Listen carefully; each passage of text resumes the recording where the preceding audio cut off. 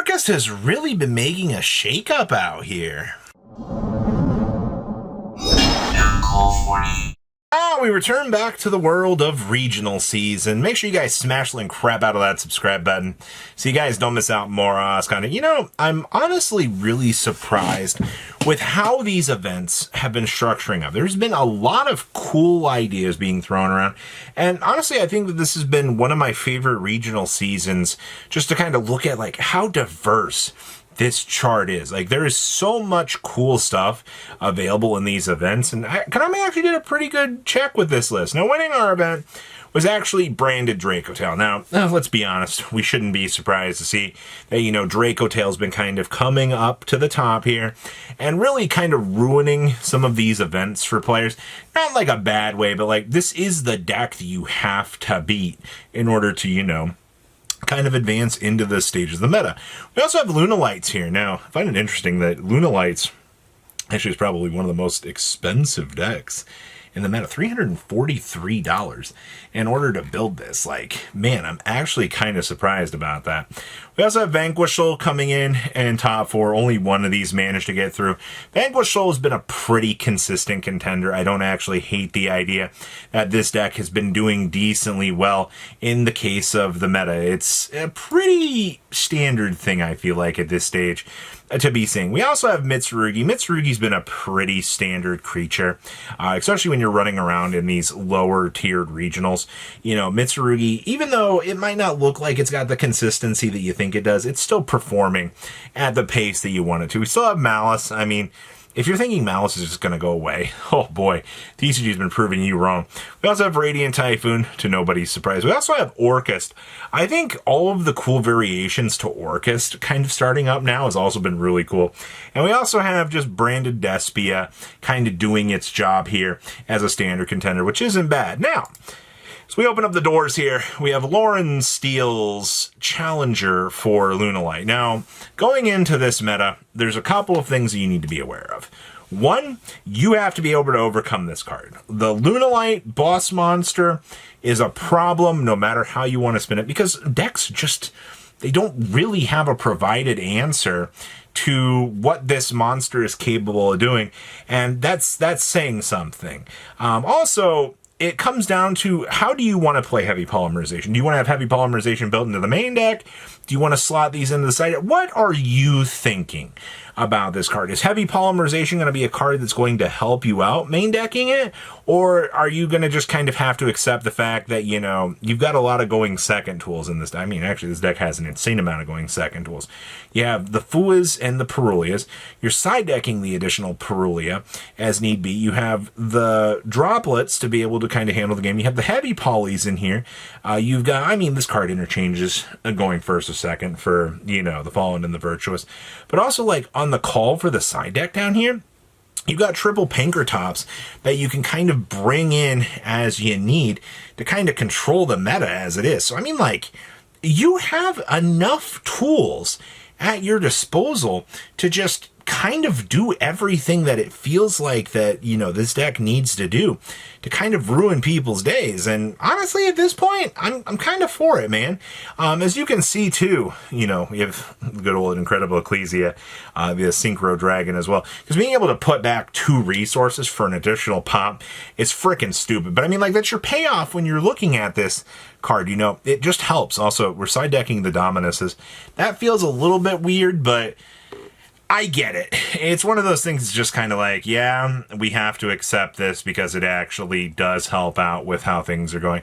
Next up here, we have Mitserugi by Ruben. Now, there have been a lot of different ways that you can kind of approach Mitserugi right now. You know, you can go with the Fiendsmith stuff, which has been kind of providing some decent answers, or we can start to look at cards like Manju here to kind of patch up some of the problems that the deck has. Now, this list went with one single copy copy of Manju.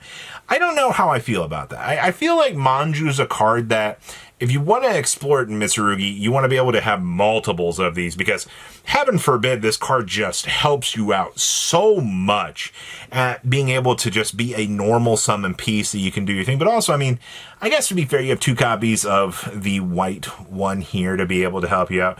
I mean, obviously, Saji's the one that you want to pop into rotation to kind of do the thing. Now, also, we are playing the Radiant Typhoon draw card in here. I can imagine a world where you're like, oh, hey, you know, I have to filter into the deck to find some additional cards, you know. We have, I mean, quick play, quick play, quick play, quick play. I mean, you can turn these cards that you find going first into actual decent treasures in order to kind of get you some little extra options. So, I mean, there is a payoff to playing this card that, you know, we can recycle back resource. Also down here in the side deck, you have the MST that you can search for if need be. So, I mean, like, there is reasons for this. Also, shout out to the Eradicator Epidemic Virus. This card has been seeing a decent amount of headway recently in Mitserugi, because it's a free auto blowout card if you know what you need to see in order to make this card actually work out. And honestly, it's kind of becoming a little bit of an annoyance just knowing that a Mitserugi player can have EEV just to blow you out of the water, and there's nothing that you can actually do about it. So you gotta love some good old-fashioned power cards. We have Dennis's Radiant Typhoon list. Now, this takes me back to the Kongs tournaments, man, where you saw Extrav being that very early week 1 card whose job was just to net you, you know, resources and kind of keep the Congo line going. And I actually found that to be kind of reassuring. Now, post-YCS world, unfortunately, you know, Extrav just kind of gets cut out of the equation. Most players just don't really want to look at the card anymore. It's because the extra deck with Radiant Typhoon is an important tool. It's something that I don't feel like you want to lose. And that's understandably so, right? It's like, especially when you're looking at a lot of these tools, I mean, for heaven's sakes, man, you got Inner Blafnir in here as a card that you can actually make. And that's freaking stupid to think about. Like, if I can just toss Inner Blafnir at my opponent and have my opponent go, oh boy, like, I can't wait to, you know, start getting hand ripped by this deck, we kind of got some problems stirring within the meta, and maybe not in the best way possible, but, you know, there are concessions that need to be made when you're looking at these lists to kind of consider, like, oh boy, you know, gotta love meta challenges. I also love the fact, can we actually make this? This is 3+ effect monsters. Neither player contribute cards to activate cards or effects.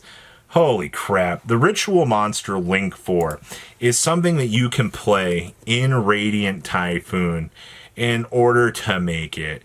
I never thought I would see the day for that, but that's beautiful. Also, well, there's been some talk about the Performa Pal 5 Rainbow Magician popping up. I mean, this card has been pretty decent for where it needs to do just to lock things out. And actually, that's not too bad of an option. So we'll take that. You gotta love some innovation within this format. Things are actually innovating. And our last list here is Jerry's Orcust list. Now, this isn't playing the Shining Dark Magician stuff. It's actually kind of a nice little solid callback here to something a little bit more down to earth. Obviously, you know, this list wants to play serious. You know, the Orcust Mech Knight's probably going to be your core component starter, as it should be, right? I mean, like, this card does kind of open up the basic headways to make sure that you can do your thing, but also, you know, you have very strong meta polarizing cards like the Mistaken Arrest here that are just going to steal you games. And that's why, like, I like looking at lists like this, because it showcases, you know, you get to take the easy way into the meta. You're able to just analyze, go to the ground, and be able to get things done.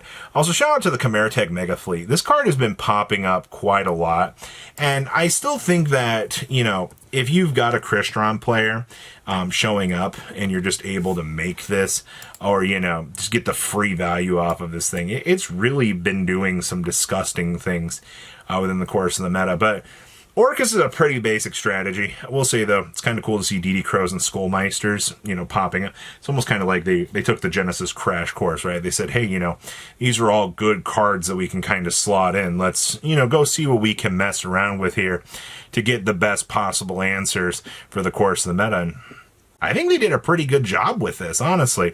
So we got another regional in the books for you guys today. So please leave a comment down below. Tell me what you guys think. I look forward to seeing, what's still popping around in the meta in the upcoming weeks. You guys have a good rest of your day, all right? Stay safe out there. Patrons, thank you.